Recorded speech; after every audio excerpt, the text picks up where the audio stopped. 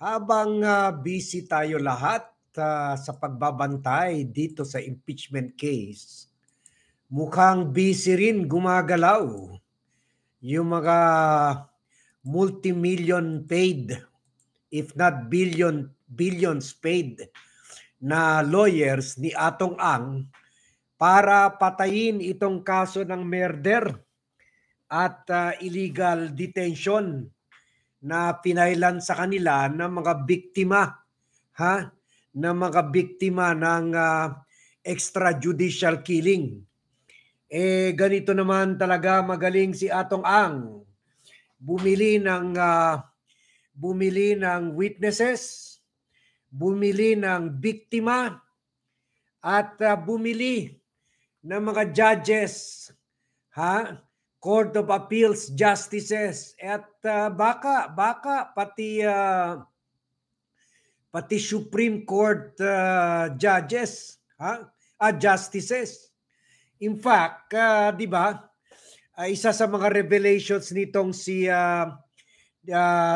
missing sabungero witness na si Dondon Patidongan alias Totoy, meron talaga si Atong Ang na retired judge, at ngayon ito nga nakakatakot rin ito retired judge, bata ni Atong Ang, inappoint ni President Bongbong Marcos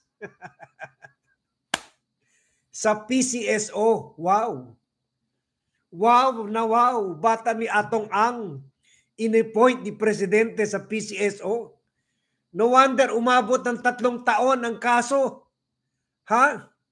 Inappoint itong si former Judge Felix Reyes as PCSO chairman of the board pa. Second in command kay Mel Robles sa PCSO. Isipin mo yan. What were you thinking, Mr. President? Hindi ito appointee ni Duterte. Kasi coterminus, umalis na yung lahat, mga Duterte PCSO boys. Appointee ito ni President Bongbong Marcos. Bata ni Atong Ang. So, ganyan kayo na magduktong-duktong. Put one and two together. Kaya no wonder. No wonder. Umabot ng 3 taon itong kaso.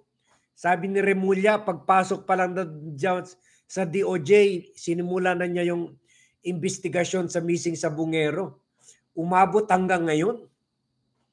At ngayon nga, na-file ng murder at illegal detention charges, baka makalusot ulit. Kasi meron talaga siya mga tao sa Marcos administration. Di ba isa dyan sa mga rason na tinanggal itong si former PCO Secretary Jay Ruiz na nakita sa party kasama si Erwin Tulfo sa party ng mga bata ni Atong Ang.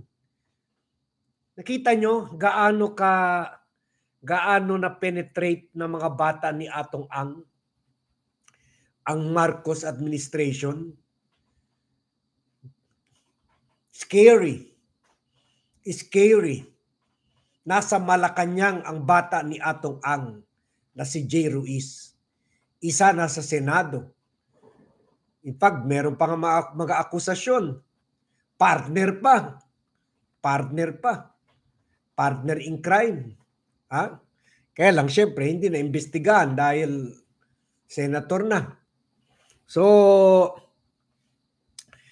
kaya, through the years, mula pa sa, at least sa time ni Erap, nakasuhan siya ng plunder si Atong Ang. At least. Pero, after from the Gloria Pinoy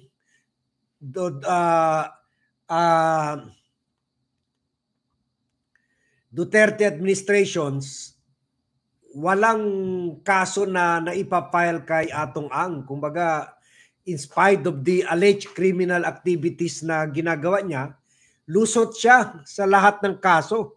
Yung pala, dahil according to Dondon Patidongan, no less than itong si Felix Reyes, appointee ni President Marcos as chairman of PCSO, ay lumalakat sa mga kaso niya.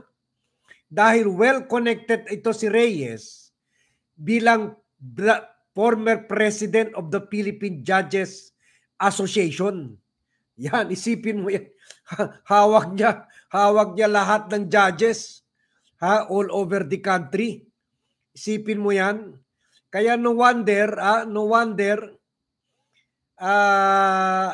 parang Teflon ito si Kwan, parang si Sara ito, hindi natatamaan ng kaso.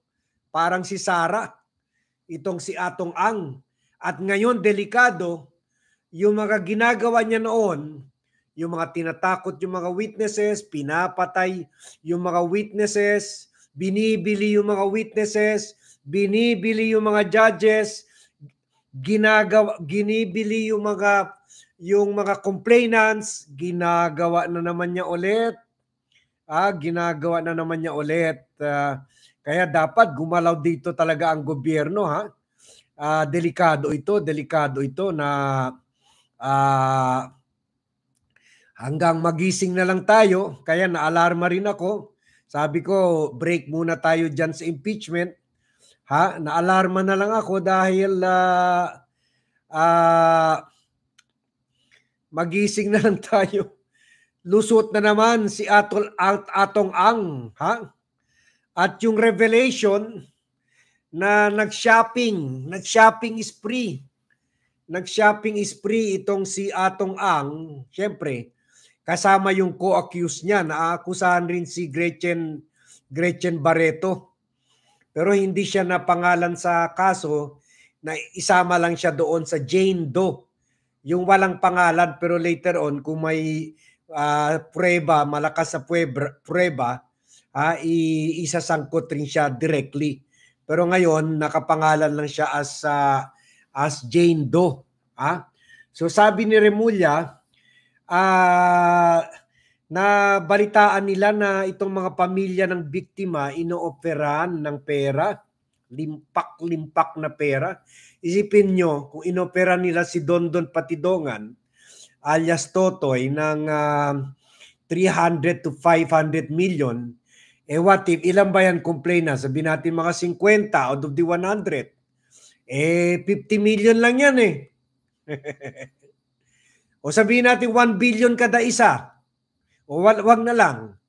2 million na lang. 100 million lang yan O sabihin natin 1 billion kada isa. Isang buwan nakita lang yan, 60 billion. Meron pa butal na 10 billion. O di ba? Pati mga lawyers nila, di ba? Pati mga lawyers nila. Wala yan. Sige, bigyan mo na yan. Tapos na. Tapos ang usapan. 60 billion. Sige, bawiin na lang natin yan sa isang buwan. So, no wonder, umabot na ang kaso hanggang ngayon. From 3 years na. More than 2 years na. Sabi ni Remulla, 2 years, 3 years na. Sabi ni Remulla, ukol dito, sabi niya, wala pa kaming dialogue ulit. Pero marami silang sinetel. May balita kami na may nasettle diyan. O yan. Hindi pa raw talaga sila nag-usap, pero nabalitaan na niya, nasettle na, nabili na. Oh my goodness. Wala. Parang another moro na naman tayo nito.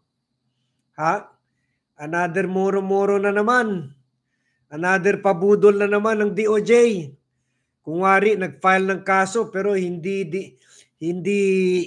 binantayan yung mga witnesses at na syempre, kung ikaw mahirap na pamilya, okay, nawalan ka ng padre de pamilya, kumikita siya noon, mga sabihin natin mga 20 to 50,000 kasi syempre sa bungero, no? Sa bungero, 20 to i-operan ka ba naman ng 300 million? never yun ma-earn ng asawa mo sa buong buhay niya. Kahit nabuhay pa siya hanggang 100 years old, hindi pa rin niya ma-earn ng ganun. So dapat itong DOJ, close guarding itong mga biktima kasi aatras ito as complainants. Pareho yung ginagawang close guarding ni Senator Risa Ontiveros doon sa biktima ni Pastor Apollo Kibuloy na si Elias Amanda na hanggang ngayon hindi nabibili ng pera ni Kibuloy. Ganyan ang close guarding dapat na ginagawa. Paano ba yan, Mr. Secretary? Hanggang sa bandang huli, wala nang complainant. Aray, parang maulit na naman yung Quadcom na kahaba-haba ng hearing. Wala rin nangyari. Ito rin, umabot ng 3 years ang investigasyon. Wala rin mangyari. Another scripted na naman ba ito, Boeing? Another scripted na naman, kagaya ng pagpatay sa impeachment na scripted.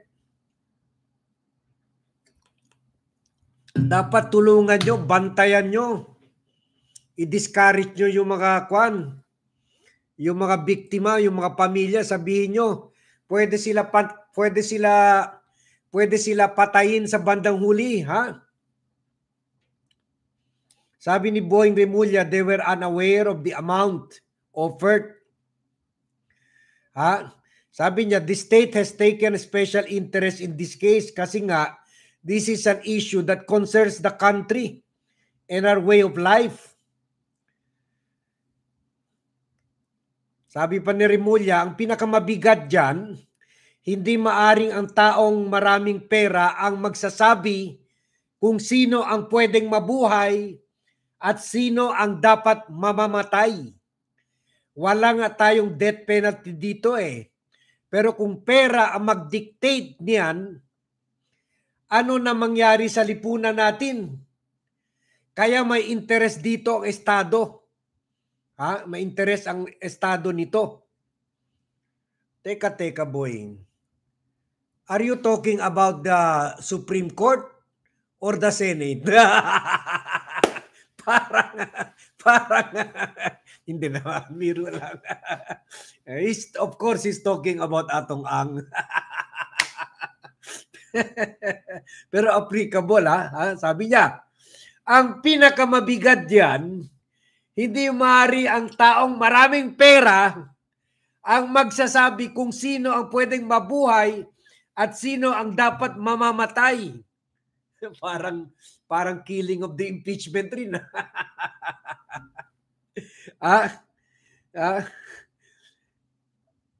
Hindi maaari ang taong maraming pera ang magsasabi kung sino ang pwedeng mabuhay at sino ang dapat mamamatay. Wala nga tayong death penalty dito pero kung pera mag-dictate niyan, ano na mangyari sa lipunan natin? Kaya may interest dito Estado. Hindi ba obvious pera nang didikta lahat? From impeachment to justice system? Tingnan mo, yung binigyan ng pera na witness ni Risa Ontiveros, yung Ontiveros bumaliktad. So, ganyan rin siguro nangyari sa impeachment, no? So, yan. Sabi niya, hindi pwede yan na dahil may pera ka lang, malulusutan mo na yung kwan at pwede kang patayin kahit sinong gusto mo. Pagkatapos, isalpak mo lang ng pera sa muka. Pero masakit yun. Isalpak mo ng sako-sakong pera. Masaktan ka doon. Kasi hindi na kasya sa attache case kung mga 300, 200 million. Kailangan sako na yun. Sakit yun. At mahirap buhatin yun. Mahirap buhatin yun. At hindi lang yan. Sabi ni Boeing Remulla, mukhang delikado rin itong buhay ni Dondon Patidongan. At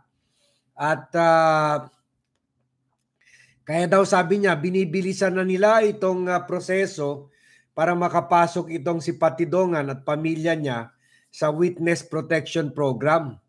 Sabi niya, we want to hurry up the process para makapasok natin siya sa Witness Protection Program kasi delikado daw ang buhay nito. At para magkaroon na ng funding para sa kanya. So ganyan kung si Patidongan lang, ngayon hindi nyo pa nailalagay sa WPP, paano pa yung mga complainants? Wala na, nabili na lahat yun. 300 million, ang laki ng 300 million. At sabi niya, baka gawin rin nila state witness itong kapatid na ni Patidongan na si Ella Kim at Jose. Kasi itong si Ella Kim, ito yung pumatay talaga ng mga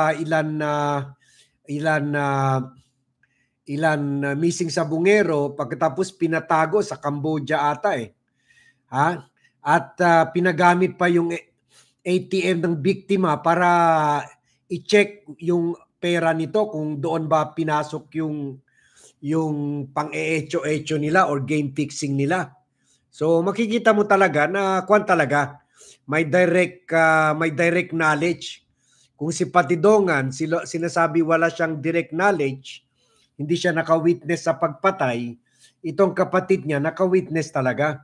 Pero sa bagal ni Remulla, baka sa bandang huli na mabalitaan na lang natin, pinatay na ito si Patidongan at saka mga kapatid niya. So, dapat bilisan nyo, Boeing, ano ba yan? At saka mag-ingat ka, bantayin mo yung ibang mga Marcos appointees na bata pala ni Atong Ang, tulad ni diyan si Reyes na yan, isipin mo. Bata ni Atong Ang inappoint, isa sa highest position sa PCSO. Itong si former Judge Felix Reyes at yung isa pang bata ni Atong Ang, si Jay Ruiz, inappoint as Presidential Communication Office Secretary. Imagine mo yan. Kaya parang na naman. Parang impeachment na naman ito. Lang tayo. We are just being given a ride. Chinuchubibo lang tayo. Binibuild up lang excitement natin. Pagkatapos sa bandang huli, wala. Lusot rin. Kagaya ng impeachment. So Boeing, huwag ka na umalis dyan sa peace. Buti naman na disqualify ka na sa JBC, Judicial and Bar Council list. Mag-concentrate ka na lang at ayusin mo yung trabaho mo. Kasi masaya na sana tayo. Yun lang. Masaya na sana tayo na meron na naman pero iba kasi yung kinasuhan lang, iba yung hindi pa yun iba yung kinasuhan lang kumpara sa na-convict na talaga. At dito naman na maglalabas naman kung meron kung na-file na ito sa korte na mismo, kasi sa DOJ pa lang ito na-file, kung may probable cause para pagkatapos i-file na ito sa korte, mailabas na yung arrest warrant, lalo na dyan sa no bail yan, murder at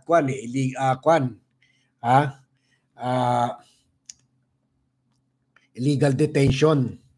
Pero iba kasi yung na-file lang kasi diyan lang kung mag-withdraw lahat ng mga biktima, hindi na atras na sila sa kaso, wala nang kaso, parang dinaan lang tayo sa isang telenovela.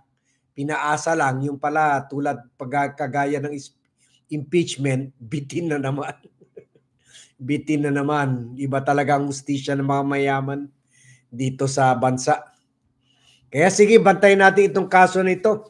And let's pray, hindi lahat ng mga sana may mga witness pa dyan na may mga prinsipyo na kayang